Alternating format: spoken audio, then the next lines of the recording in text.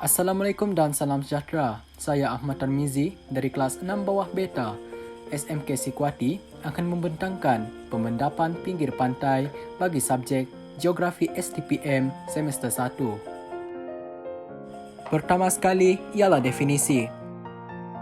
Apakah itu pemendapan pinggir pantai?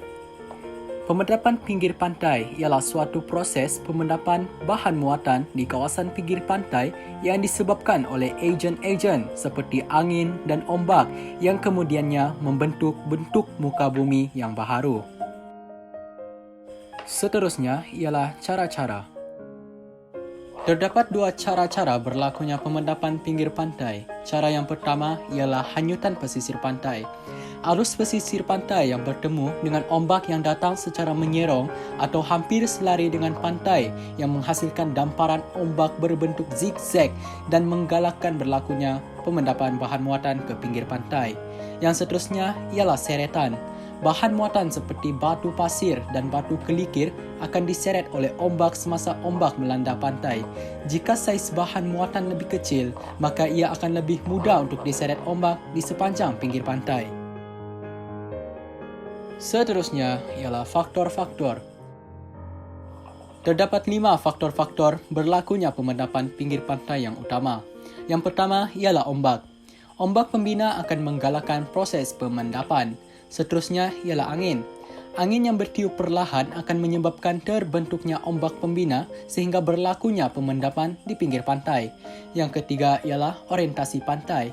Pantai yang terlindung daripada ombak pembinasa oleh halangan seperti beting pasir akan menggalakkan proses pemendapan.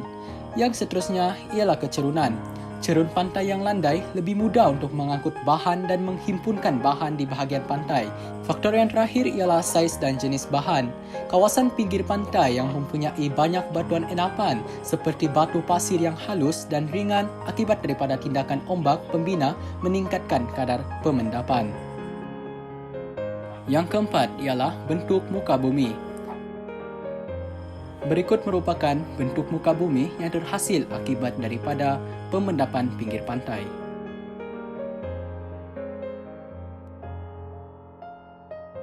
Yang terakhir ialah kepentingan bentuk muka bumi pemendapan pinggir pantai kepada aktiviti manusia. Kepentingan yang pertama ialah aktiviti pelancongan. Keunikan bentuk muka bumi menggalakkan aktiviti pelancongan. Contohnya, bentuk muka bumi pantai yang cantik dapat menarik perhatian pelancong dalam dan luar negara. Yang seterusnya ialah aktiviti perikanan. Aktiviti perikanan di pinggir pantai dapat meningkatkan hasil pendapatan nelayan terutamanya melalui penternakan sangkar ikan di pinggir pantai. Contohnya, bentuk muka bumi lagun sesuai dijadikan kawasan aktiviti perikanan kerana tidak terdedah kepada ombak-ombak besar. Yang ketiga ialah aktiviti industri kecil-kecilan dan sederhana IKS. Kawasan pantai amat sesuai dijadikan sumber pendapatan penduduk setempat kerana kekayaan hasil laut seperti ikan. Kawasan pantai yang luas juga sesuai dijadikan sebagai tempat mengeringkan ikan masin yang menggalakkan aktiviti IKS. Yang terakhir ialah aktiviti perlombongan. Pantai berpasir merupakan bentuk muka bumi yang sering dikaitkan dengan aktiviti perlombongan. Pasir merupakan salah satu komposisi dalam pembuatan konkrit untuk pembinaan bangunan. Oleh itu, pasir yang dilombong akan mendatangkan pulangan yang lumayan kepada industri perlombongan dan pembinaan di Malaysia.